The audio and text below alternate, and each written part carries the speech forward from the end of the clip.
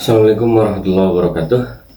Perkembangan emosi, sosial, dan spiritual peserta didik. Kita akan mempelajari apa itu perkembangan emosi, sosial, dan spiritual peserta didik. Dari pengertian, karakteristik, dan faktor-faktornya apa saja. Yang pertama, pengertian. Emosi merujuk pada suatu perasaan atau pikiran-pikiran khasnya, suatu keadaan biologis dan psikologis, serangkaian kecenderungan untuk bertindak. Fungsi emosi terhadap perkembangan anak, yang pertama bentuk komunikasi, yang kedua berperan dalam mempengaruhi kepribadian dan penyesuaian diri anak dengan lingkungan sosialnya. Perkembangan sosial diartikan sebagai proses belajar untuk menyesuaikan diri terhadap norma-norma kelompok, moral, dan tradisi, meleburkan diri menjadi suatu kesatuan, dan saling berkomunikasi dan bekerja sama. Sementara spiritualitas adalah cita rasa totalitas kedalaman pribadi manusia. Dalam spiritualitas mengandung makna semangat, roh, jiwa, dan keteguhan hati atau keyakinan. Yang kedua, karakteristik perkembangannya. Pertama, emosi. Emosi adalah gabungan 5 komponen: elicitoris, receptor, state, expression, experience, yang kemudian dibagi dalam 3 variabel. Yang pertama, stimulus, rangsangan yang menimbulkan emosi. Yang kedua, organik, perubahan-perubahan fisiologis yang terjadi saat mengalami emosi. Yang ketiga, respon, pola sambutan ekspresif atas terjadinya pengalaman emosi. Anak akan menghasilkan prestasi di bawah kemampuan intelektualnya apabila emosinya terganggu. Secara psikologis, efek dari tekanan emosi akan berpengaruh pada sikap, minat, dan dampak psikologis lainnya. Yang kedua, sosial. Perkembangan sosial dimulai sejak bayi dan itu merupakan fondasi yang terus terjadi hingga usia lanjut. 8 tahapan perkembangan sosial. Yang pertama, usia 0 sampai 1, trust, PS mistrust. Jadi pengembangan rasa percaya diri pada orang lain sehingga mereka sangat memerlukan sentuhan dan pelukan. Yang kedua, usia 2 sampai 3, autonomi PS SEM. Anak sedang mengembangkan kemampuan motorik dan mental. Yang ketiga, usia 4 sampai 5, inisiatif PS will. Mereka banyak bertanya dalam segala hal. Yang keempat, usia 6 sampai 11, industri PS inferiority, sudah bisa mengerjakan tugas-tugas sekolah dan termotivasi untuk belajar. Usia 12 sampai 18 atau 20, ego identity PS role on fusion, pencarian jati diri. Anak yang sudah beranjak menjadi remaja mulai ingin tampil memegang peran-peran sosial.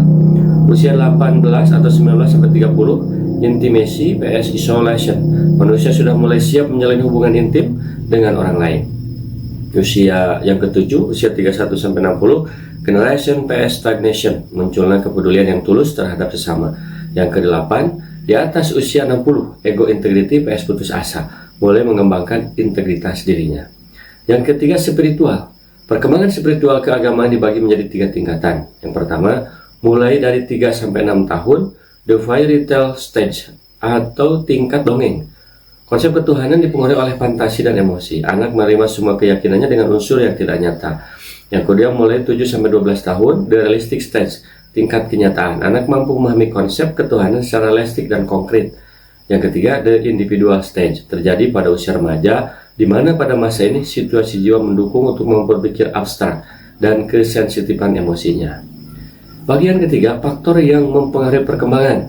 Pertama, emosi. Faktor yang mempengaruhi perkembangan emosi, yang pertama, pengaruh keadaan individu sendiri. Keadaan diri individu seperti usia, keadaan fisik, intelijensia, peran seks, peran kematangan, dan peran belajar dapat mempengaruhi perkembangan individu. Kegiatan belajar yang turut menunjang pola perkembangan emosi anak meliputi trial and error, learning, meniru, menyamakan diri, pengkondisian, serta pelatihan di bawah pengawasan. Yang kedua, konflik-konflik dalam proses perkembangan. Tiap anak melalui berbagai macam konflik perkembangan. Jika ia tidak mampu menjalaninya, maka akan mempengaruhi perkembangan emosinya. Yang ketiga, lingkungan. Lingkungan keluarga berperan dalam menanamkan dasar-dasar pengalaman emosi anak. Yang kedua, sosial. Faktor yang mempengaruhi perkembangan sosial, yang pertama, individu. Bersosialisasi memerlukan kematangan fisik dan psikis serta agama dan moral. Yang kedua, lingkungan keluarga. Pola pergaulan dan bagaimana norma dalam menempatkan diri terhadap lingkungan yang lebih luas ditetapkan dan diarahkan oleh keluarga. Yang ketiga, di luar rumah, meliputi pengaruh dari teman sebaya dan media massa. Yang keempat, pengaruh pengalaman sosial anak. Apa saja yang anak lalui dalam kehidupan sosialnya berkaitan dengan arahan orang tua, kondisi ekonomi, serta pendidikan yang didapatkan. Yang ketiga, spiritual.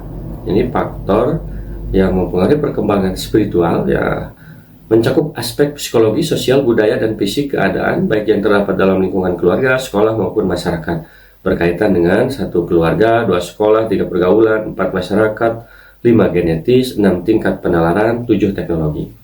Bagian 4, implikasi perkembangan emosi, sosial, dan spiritual siswa dalam pembelajaran.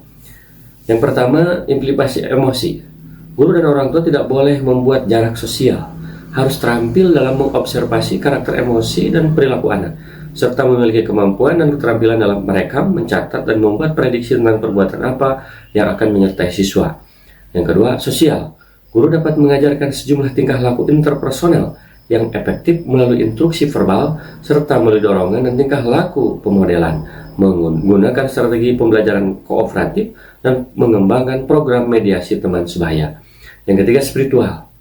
Ini implikasi spiritualnya, menjadikan pendidikan wahana kondusif bagi peserta didik untuk menghayati agamanya, tidak hanya bersifat teoritis, tetapi penghayatan yang benar-benar dikonstruksi dari pengalaman keberagaman, serta membantu peserta didik mengembangkan rasa ketuhanan.